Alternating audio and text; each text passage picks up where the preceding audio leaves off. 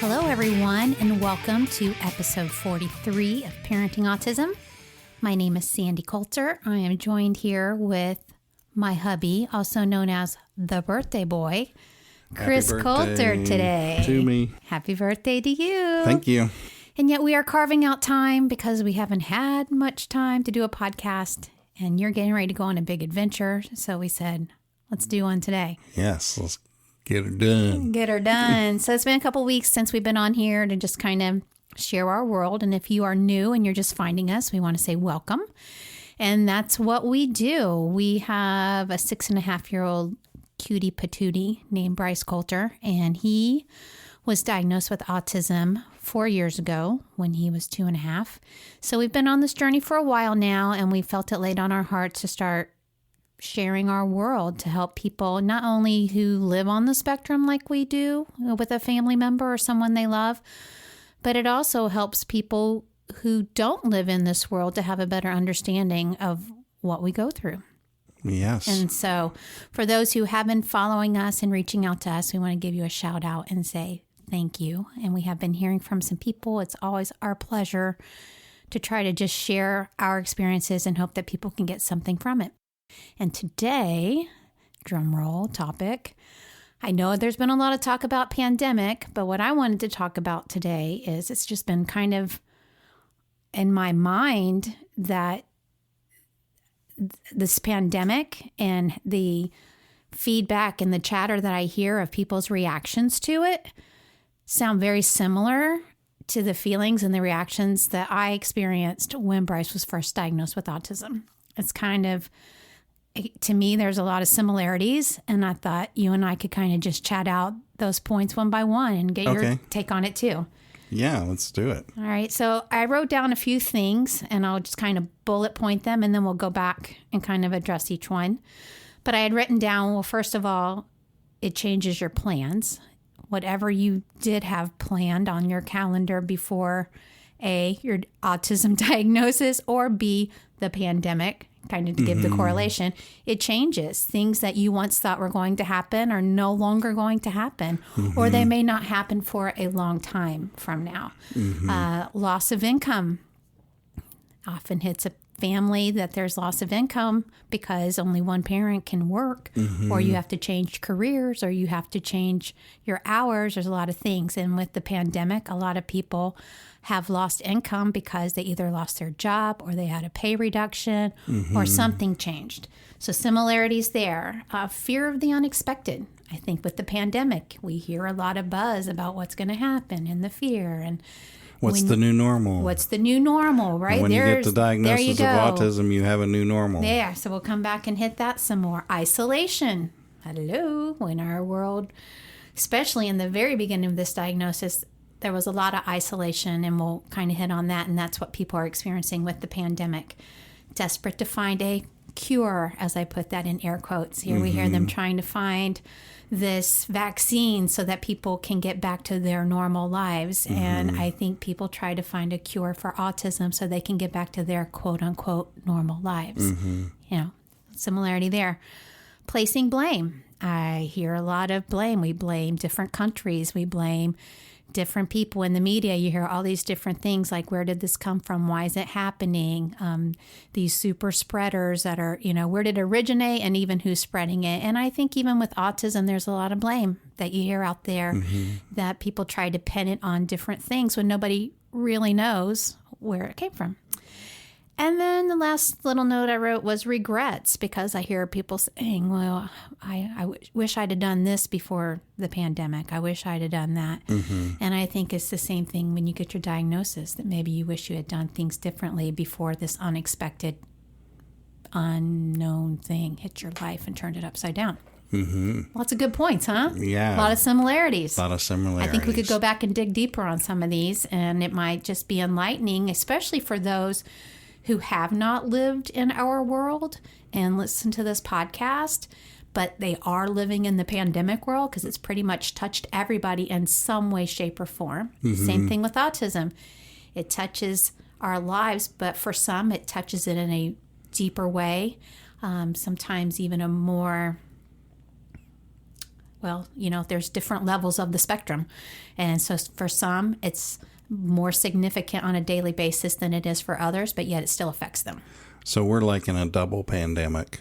Us? I feel like the pandemic hasn't hit me that hard because I got hit by autism 4 years ago before this happened. Right. And we haven't physically been hit by the pandemic. Right. We've been hit by more of the other things, but it's true. I mean, there's just a lot of similarities there. So change of plans. Your world spins upside down. Let's talk about how you felt, kind of in a nutshell, because I know we try to wrap this within an hour, but when we first got the diagnosis, how did it change our plans, and how did it spin our world in a whole different direction? Sure. Well, it catches you off guard, for sure, and you go into survival mode, kind of like the pandemic. Right. We didn't stock up on toilet paper, but that's true. We did not. We did a lot of research on autism, for sure, when we figured out that's what it was, and that's kind of consumed our world. It did, right? For sure. I mean, it was everything we were reading about. It was everything we were listening to. If there were news channels that were giving us information about autism, we would have been listening to them, just like people listen to all the news that they can get now on the pandemic.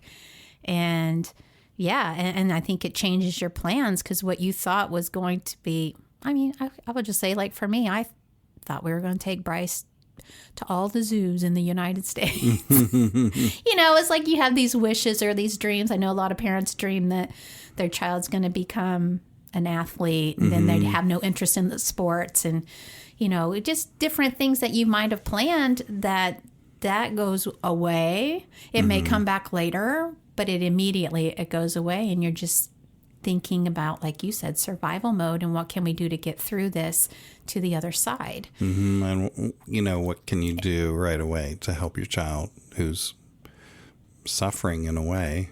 I don't know if that's the word, but they can't communicate, they can't. Well, they're frustrated, understand. So they're suffering in that way because they're crying, and when they're having, we'll talk about Bryce. I always try to not generalize about others, but with Bryce, he struggled because we would see him get frustrated when he wouldn't be able to tell us what his needs were, and he lost his language. I think it probably impacted, and he would cry when we would take him to his therapies, and that was very heartbreaking. He was 2 years old, and we're leaving him basically with strangers that we just met, but that we were trusting to help him, and we couldn't be there. And so they did help him, but it was heartbreaking. But it was heartbreaking, and I think it was more heartbreaking even for us because we knew what was going on, kind of. I mean, we knew we were losing him, and we then had a reason telling us why we were losing him, because he did have language, and he did engage with us, and then after 2 years, he just slipped away from us. So that was our story. Emotional toll for all those involved when that happens. It's like there is with the pandemic. We're basically quarantined, and then puts an emotional toll on people just because they got to be cooped up. And and that goes into the isolation, because we'll just drop down to that one, because people are isolated now, right? They can't go to their restaurants, which is a big one. Can't go shopping, like regular shopping. And if you do go shopping, it's bizarre because you have to wear a mask. You feel like people are looking at you, or you're looking at other people, or it's uncomfortable. You have to go it's a certain not your direction. normal. You have to go in a certain direction. There's a little bit of paranoia out there. All of that is what's happening now, right? And even as states are opening up and they're starting to come back in, you're paranoid about who you should see. If you can go visit your family, how, you don't want to get anybody sick. You don't want to get sick. You don't know if you're sick. You don't know if you're sick. No There's so many unknown things there. Yep. Well, that creates isolation. When we were first in the diagnosis, and probably for a year or two after that, there was significant isolation to where it was difficult to go to a restaurant because Bryce's door obsession.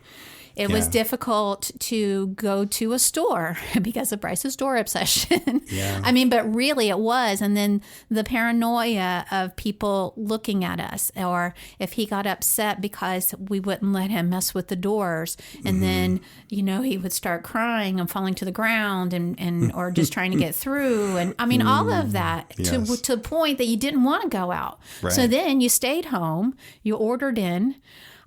One of us would go to the store, just like now, not all of us, and we didn't have to wear a mask, but you still had this feeling like everybody was looking at you. It just didn't feel normal anymore. You can't go to birthday parties. No, and if I went shopping, it was like go in, get what you need, and get out. Even visiting family, it could be uncomfortable because you just weren't sure how Bryce was going to react. Yeah, I mean, everything about life. I wouldn't say it suddenly became difficult because Bryce already had autism. We just had it verified, but it was emerging right. in a way that it had not before. The Right. behaviors were starting to kick in, and then we were starting to see the full flavors of what we were dealing with. It's like a really fun roller coaster. No. It was not good. I felt isolated from friends because I didn't feel like people understood. Even family, didn't all understand. It's hard because they were not familiar with it. And that still exists on some levels. It's gotten better. But I have to tell you, talking about pandemic and what people are going through now, we have been isolated and we have been staying at home. And my stress level is less because I haven't had to go out in public with Bryce. And we don't know how he would do in the stores right now because we haven't had him out there with the doors. We don't know how he would do in situations because we have been in nothing but our comfort zones. And we have been with nobody other than immediate family and his therapists who know him, who understand him and accept him for exactly who he is. We haven't been around anybody else. I think the good news is that Bryce right now is really understanding concepts. His comprehension is better. We're reading more books. He's just excelling in academics and just learning in general. And I think it's helping him understand us and us understand him because he's able to talk more in sentences and tell us how he feels or tell us why he did something. Or ask more questions. We can reason with him a lot more. Right. And we're going through the because stage now. We are. So Bryce doesn't say why, he says because. So it's because. And then we say blah, blah, blah. And he says because. Well, blah, blah, blah. And because. And then we just go into the because song. Because, from the because, Wizard of Oz. because. I think he kind of wants to hear that. I don't know. But we told him, keep asking questions because that's how you learn things and knowledge is power. We encourage all of that. But from a behavior, which is really what autism is so much about, we haven't had him in social situations because it's been very limited because we haven't had those opportunities. So I haven't had that stress point of having to see him struggle. Yeah, that's it. So for me, my stress level has actually been lower in this pandemic, but I think people are getting a taste of what our lives have been like and what it feels like to be in that isolation, Loss of income. So obviously we know by reading the news, there's so much unemployment and we know it's impacted us close to home as well. And we've seen that when the autism diagnosis came for us, we knew that there had to be one dedicated parent that would be there for Bryce full time that needed to take him to all of his therapies because we were being extremely proactive to get him help. And I would say that I have heard many other parents who have similar situations on the autism spectrum who have shared their story that they've had to do that.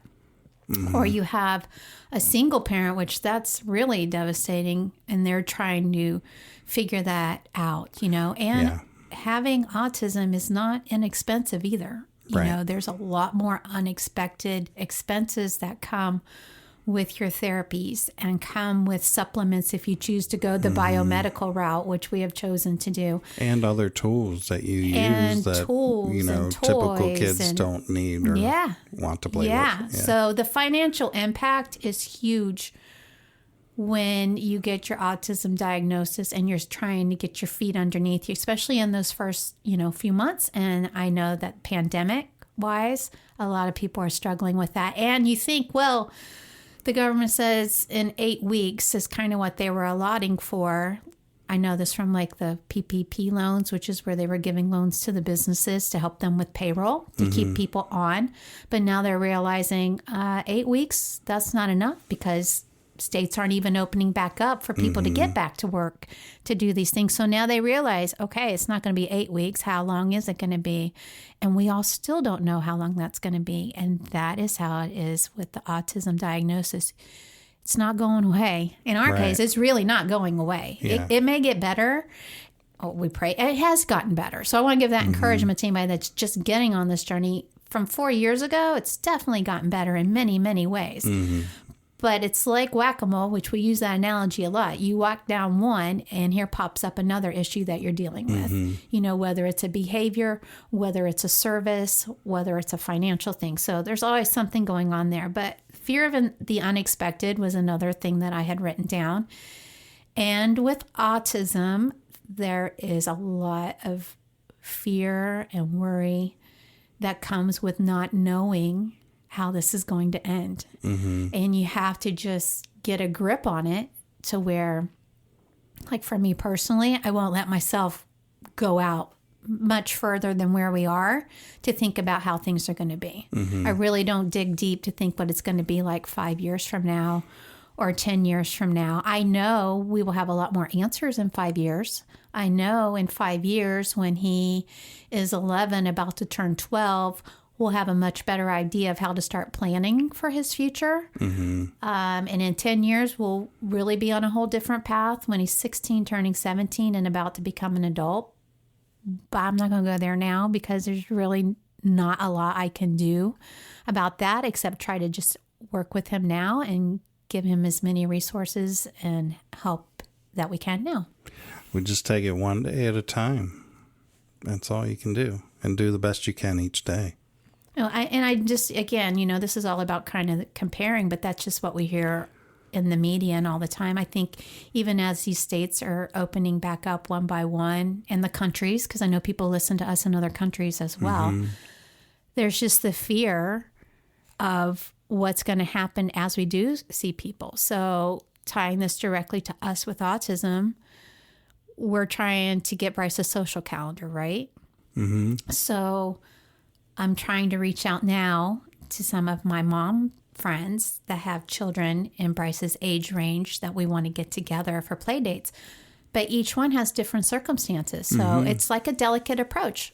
Are you guys okay getting together? I mean, we're not going to go to a playground, but you're welcome to come to our house. And while we're not 100% quarantined, we haven't been around a lot of people, and we would love for you to come over and play, and everybody has different responses, and I think some of them are ready to get out of the house, but you got to start with slow steps and hope for the best. And we've got to do this for Bryce because I think keeping him in isolation and away from social interaction is probably more damaging than it is positive for him in his situation. I mean, even his whole ABA plan is probably 75% built around social now. Would you say that?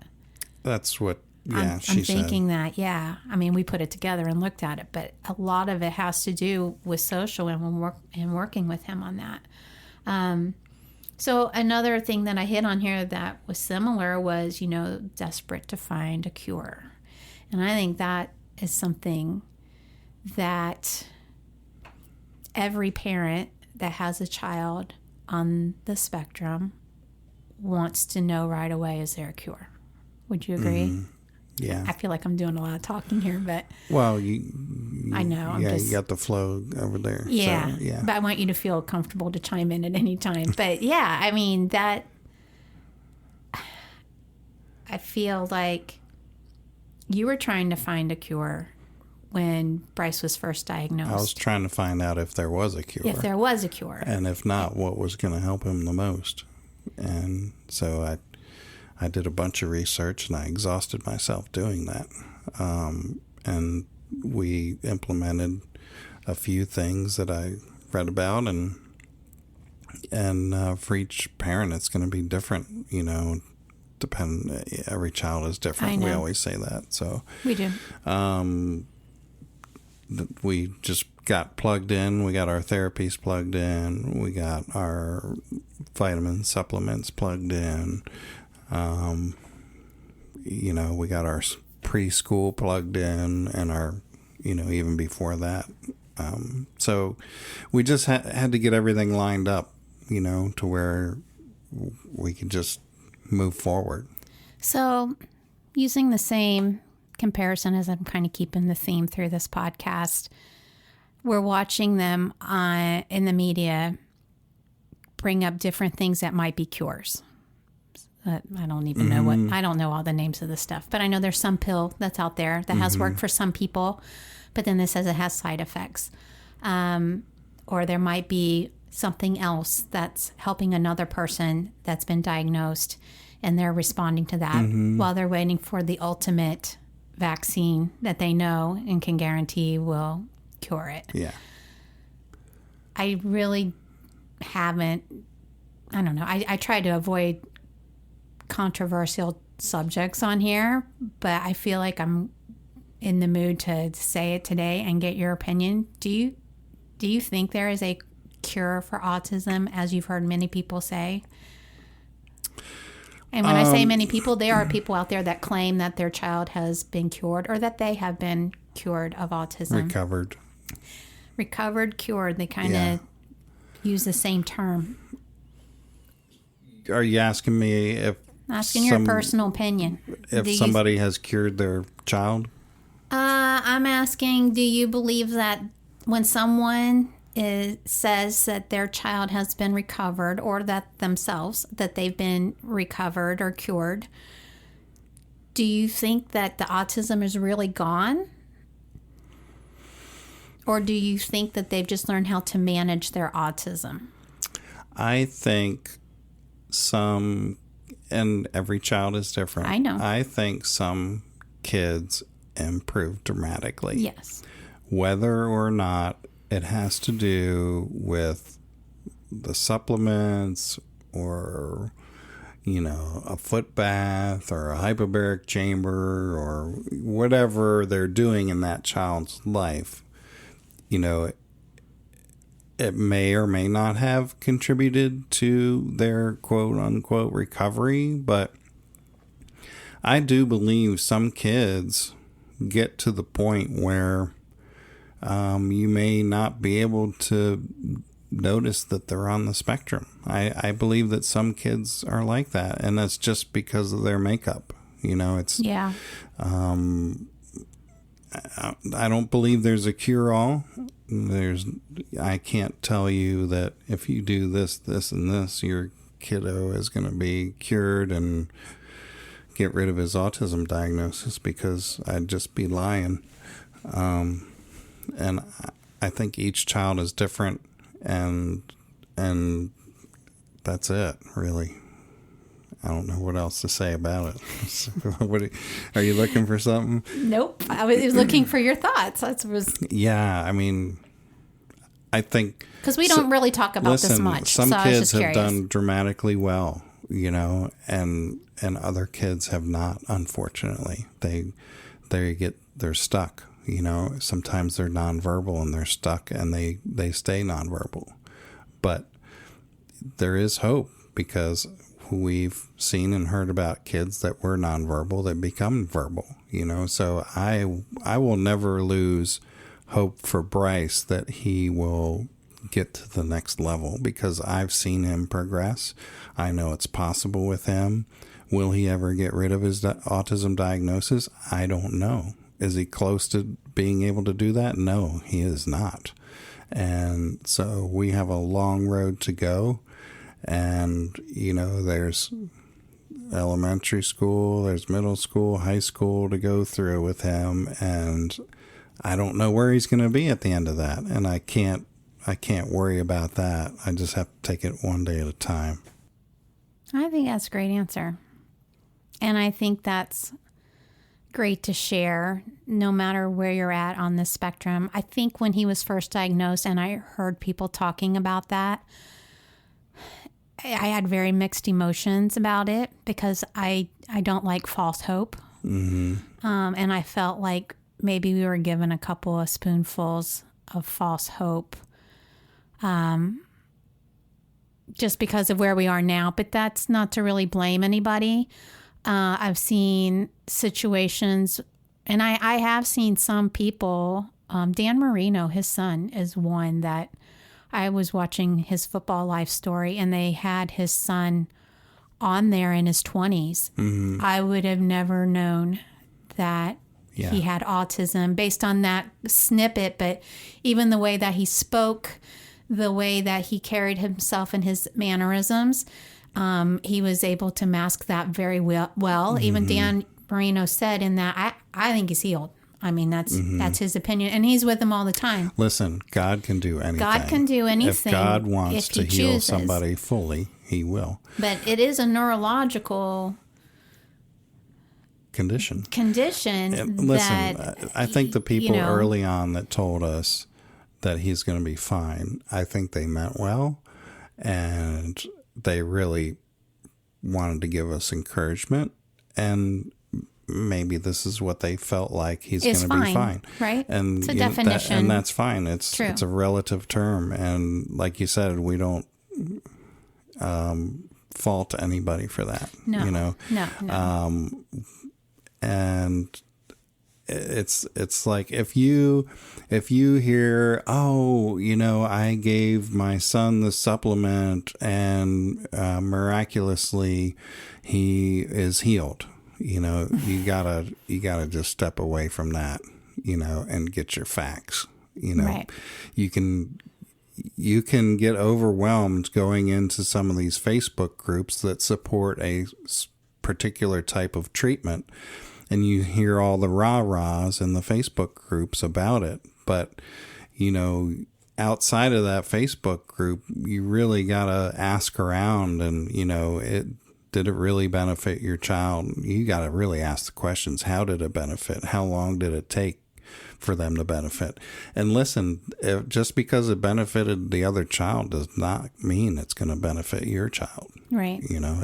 If you have all the money in the world and if you want to try something, and you think it might work because your best friend, it worked for their child, then maybe that's something you do. But, it's tough. It's tough. It is. It's difficult. And I think, I've expressed this before where I got hung up last year was I felt like I was running this race because there was an invisible clock that is kind of set the moment that you get your diagnosis, especially if you intervene early.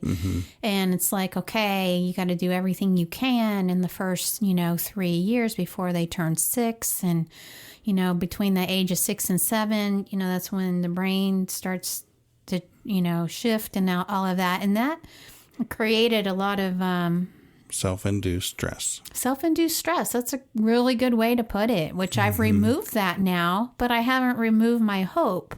I don't want to say that I'm cynical because I don't feel like I am, but I do feel like I have a caution sign up that, I just want to make sure that whatever we do for him, we know that it's just working best for Bryce. And, when people reach out to me and say, well, what did you do this or do that? And I'm like, well, my answer is we did this and we did that. But that, again, that was for Bryce. I have no idea how that would work with any other child. It's like we had this conversation with your mom the other day that, we will go through life knowing that we've done the best that we could for Bryce, no matter what. We will have no regrets. Right. When we got the diagnosis, we hit the ground running and did the best we could with what we had.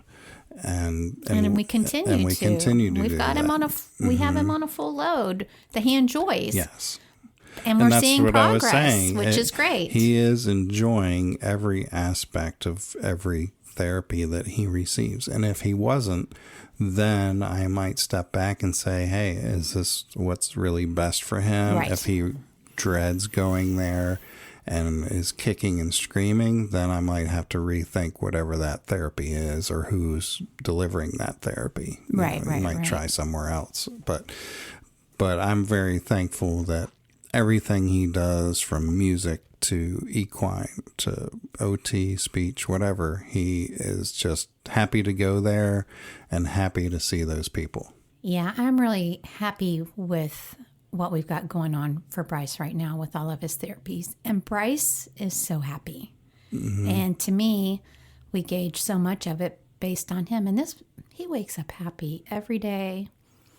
He now expresses his love all the time for everything and everyone, which is wonderful. I mean, he's able to say, I love this, or I love you, or he's just so happy. I mean, he gives me kisses all throughout the day.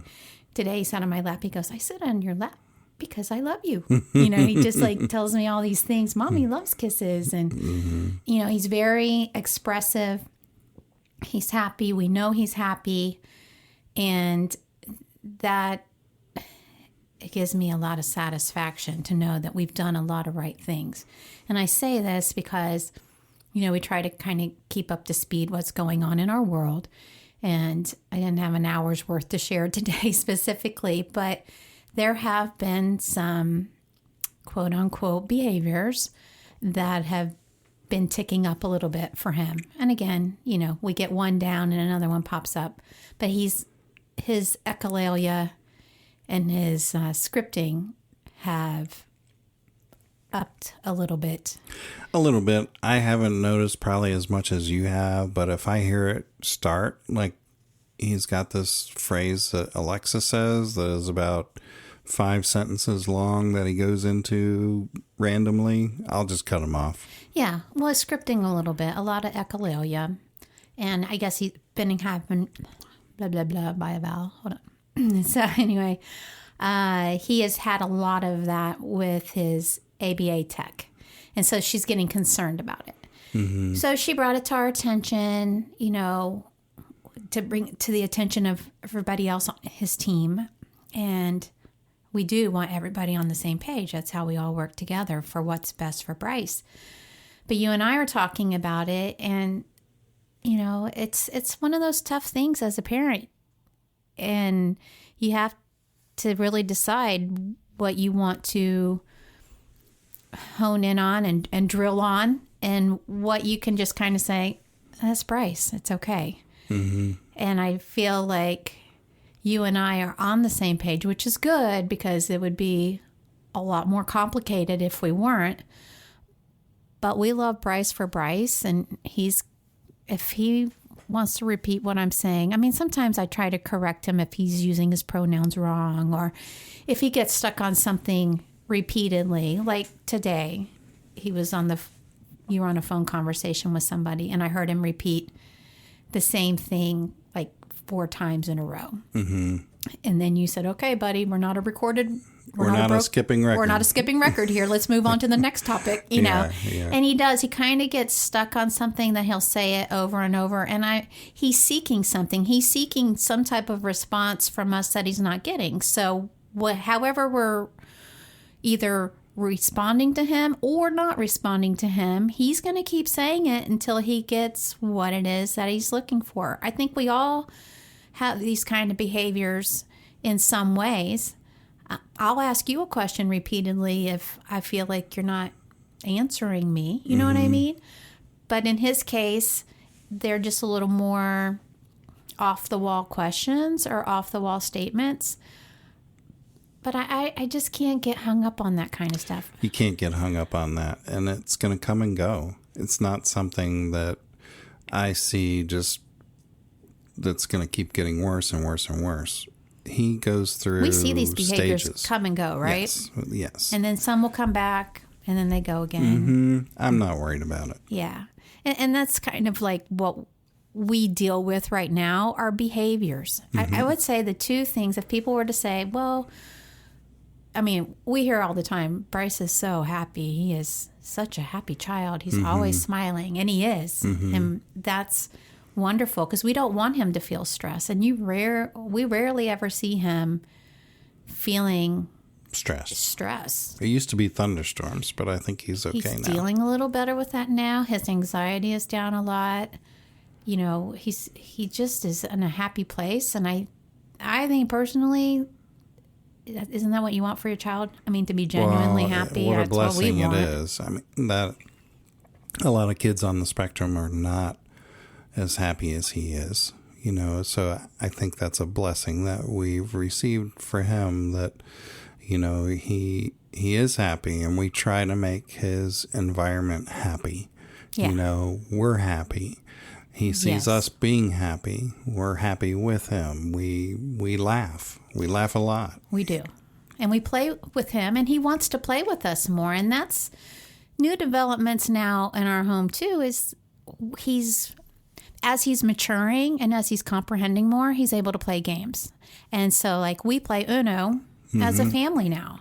And it's very cool. And that's new for us, for sure, that we can sit there and play something together. And he's able to overcome losing. He says, good game, and he wants to play again. And he has the concept. And we don't keep score yet, but we just play the hands, and whoever goes out wins, or, you know. Well, that's how you play it. I know, but normally you have a score involved. Oh, really? I didn't know that. Oh, you didn't know that? No. Yeah, it's like that's why the cards are worth certain points. I'll have to really teach you Uno later. Well, yeah, so anyway. I guess I don't know how to play.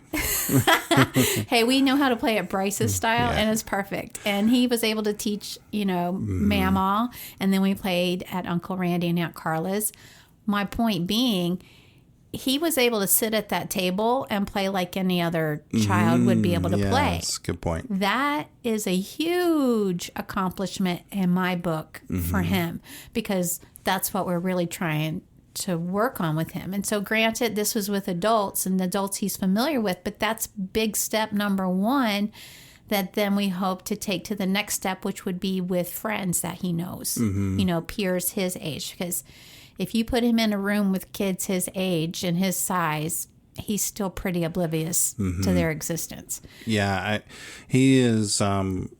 He's now doing puzzles. He's reading electronic books and doing quizzes. You know, I think he's rediscovered his love for reading, and that's Well, he's comprehending more. Like a few weeks ago, we were talking about how difficult and how he couldn't remember anything, and you just read it to him 5 times, and he was still like, Bryce. You know, every answer was his name or something random.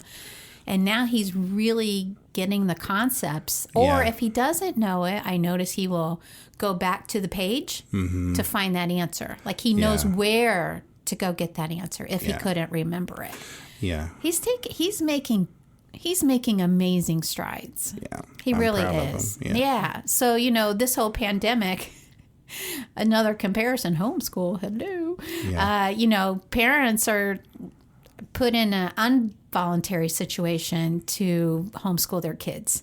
And when they have multiple kids and multiple curriculum and deadlines and stuff, that's been a whole stress point that we've talked about before that we've avoided during this pandemic because we were already doing it. And that's just gone smoothly for us. But I would imagine it would be really difficult for parents who had their special needs child in public school and then had to homeschool them. That is a difficult transition if it happens all of a sudden, like with this pandemic. And also families that may have more than one child, maybe they have one special needs child and then 1 or 2 other typical children, and then you're faced with homeschooling all 3, different ages, different grades, you know, and boy, that must be very challenging. Yeah. Well, you know, I hit on all of the crazy, you know, and the more negative aspects of it, but finding the positives, you know, like our goal has been to find the positives in this pandemic. And we've also have the challenge of finding the positives on this autism journey. And so, you know, one thing is changing the dynamic of our family and family time. And so I think like this pandemic has given us more time together because our schedules slowed down.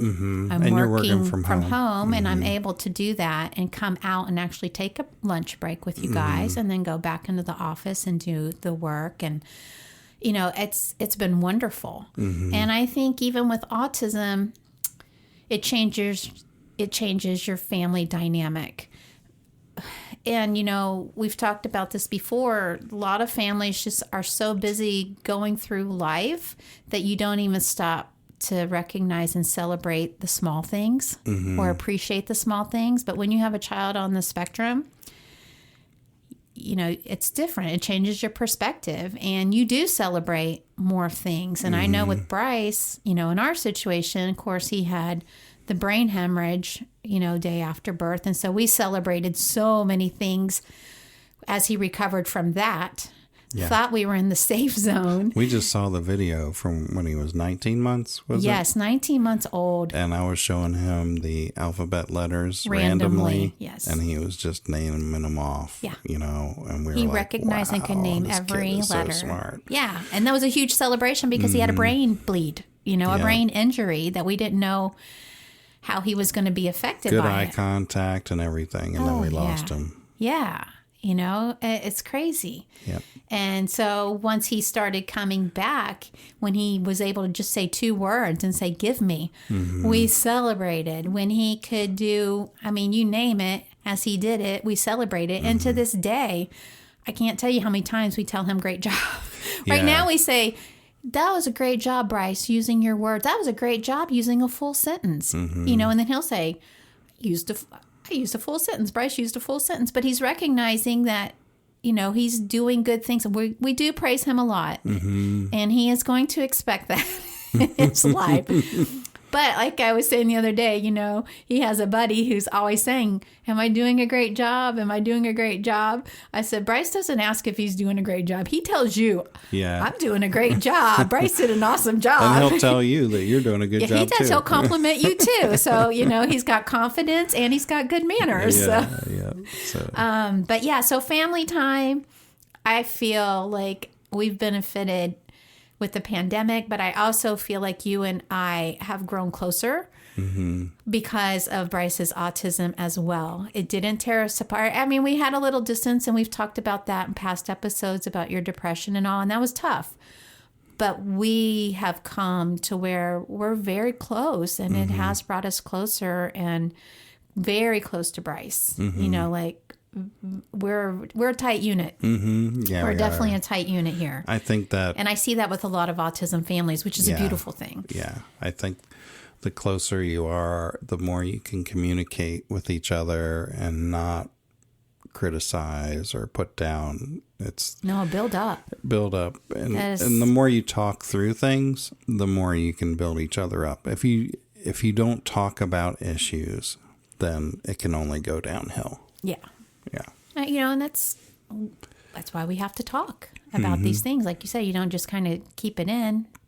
We get it out. Yeah, the family time, the slowing down, focusing more on your child. And I think that families, hopefully through this pandemic, have been able to spend more time with their children that they normally wouldn't have. And probably what those children have been seeking. I mean, I know when I was a kid, if my dad gave me much time and attention, it was a big deal. I mean, I was one of 4. I was the girl. I was not the boys. So I have 3 brothers. You know, he coached my brothers. He didn't coach me. So they had a different relationship and more time with him through sports. All of them did. And I did not have that. And he worked all the time. And we were talking about the other day with him. And my dad was over the bus ministry. And so we had a bus route that we would go out on Saturdays. We call it canvassing. So we would visit the kids that we knew would be coming on the bus. And then we would go to new houses to try to find new families if their kids wanted to come to church. Because a lot of parents didn't want to go, but they would send their kids on the bus. And this is back in the late 70s and the early 80s where it was a different dynamic. And you would trust and send your kid on a school bus, you know, with quote unquote strangers. But when I got to go with my dad, to go do that canvassing, I felt special because I had his one-on-one attention. I can still remember like him stopping at this little store. We lived in Indiana, so it was very country, and we went out on this country route. So there was just a lot of hills and not many houses, but there was this little country store, and he would buy me a drink and some type of snack. Let me tell you, that was a big deal. I did not get that all the time. That's why that's burned into my memory, because I didn't get that all the time. It was a special time. From my dad. Yeah. And my mom was more home-based, which again, in the 70s, 80s, that's kind of how that was. But I think kids crave attention from their parents these days, probably that they don't get like we did when we were younger. And hopefully that they're getting that. They're getting it now, you know, and not those cries for help. But, you know, this is slow down. It's the family time. And then it's the shift in priorities as to what really does matter. Right. And I think we're all getting a taste of, wow, what did consume our time, or what did consume our thoughts, or where did all of our money go? Or, you know, you just change your priorities. And I will tell you, when you get your autism diagnosis for your family, your priorities shift in a major way. Yeah. And you really figure out what's most important in life, and you don't sweat the small stuff anymore, and you don't complain about little crappy things. It has to be pretty significant if I'm going to let it affect me Right. These days, you know. And now there are other people complaining about things. I'm like, really? You have that squat, you know, that is squat that you were complaining about. Yeah. But, you know, I think this is good for the whole country and for the whole world, I hope. You know, God allows things to happen for a reason, good and bad. And we can only just pray that these kind of things and the family unit makes a positive change. Make positive changes through this pandemic. And I feel like that's the same thing for families who are on the, you know, that have autism in their family and someone's affected by it, that you can just find all these positives in it because they're there to be found. Sometimes you have to dig a little deeper, definitely depending on the severity of it. But I feel like you can find it, you know, if you look for it. It's there. And, you know, caregiver recognition and appreciation. We've seen the nurses and the doctors and the people that are on the quote unquote front line are getting a lot of recognition. Police officers, firefighters, you know, all those come to mind. And I think on the autism journey, we have a lot of people on the front line working with our families and our children that they're not getting recognition like they probably should be getting, you know, with the doctors and the therapists. And they are. And I really hope and pray, you know, for whoever's listening, that you do have caregivers out there helping you on this journey, that you're doting on them with appreciation for all that they're doing for your child and for your family. And that, and if you don't have people that you feel are worthy of that praise, you may have the wrong people working with your family. And don't be shy about finding other people, because we've had to make changes. We've talked about that on the podcast before too, but it's so important to have the right doctors from top to bottom. And, you know, and the right therapist and the right support group. And that's just what you want to find, so that your situation and your family life will be just full of joy. And I feel like that's where we are. I don't know if we will have that every single day. We do right now, but we don't know what's going to happen. I mean, something outside of autism could come and flip our world upside down, just like a pandemic. Fortunately, we didn't get knocked hard by it. Not as hard as others have been knocked by it. Right. But that's not to say something else won't pop up in our world. But today, it's a good day. And we're happy. And Bryce is happy. And when Bryce is happy, I'm happy. And when you're happy, I'm happy. Yeah, it's very infectious, and it's a very good thing. And yeah, I just thought that, you know, again, I've been seeing all these similarities, and I thought it would be kind of cool to talk about that. And hopefully there was some light bulbs going off in other people's minds, like, wow, I didn't realize that, but you're right. There are a lot of similarities to that. And then I just always like people to know that we're doing great here. You know, I do have people there are a lot of people that care about us, and we appreciate that, and we want them to know, no, we're doing really great, actually, right now. I am going to put out a prayer request for you. If that's okay. I know you're kind of humble and quiet about this, but you're having some severe problems with your feet that you've always had, but we're really trying to pursue getting some healing for you and some pain relief. And you're going through a series of shots now. And I know you had to have shots today on your birthday, the second round. I'm so sorry. And I know it was extremely painful for you. But yeah, so if anybody, if you do keep a prayer list, if you will just pray that God will give us the right direction for Chris to find pain relief and healing for his feet, we covet those prayers, and we would really appreciate that. We would appreciate that for sure. And but other than that, we're in very good health, and you've tolerated this for 20 some years, but I feel like it's not fun to live in constant pain. No, and it's not. We haven't pursued it in a big way, probably in 15 years. Yep. So it's time to try again and see if going at it a different way this time. A different angle. A lot of things can be discovered in the past 15 years. Let's hope and pray that we'll find an answer for you. You're welcome. Is there anything else you want to add to the table today? Nothing else on my mind. Just want to be an encouragement for other families out there that are stuck at home, and there is light at the end of the tunnel, and it's not a train, and we will get back to whatever the new normal is, and let God guide you through this time. If you have a moment of silence, just think on Him and let Him give you peace. Well, I'm glad you said that, and I think I'm going to wrap up with this. One of the other benefits of this social distancing requirement is that there have been access to a lot more sermons and messages from different churches throughout the United States that I've had access to that I otherwise may not have heard.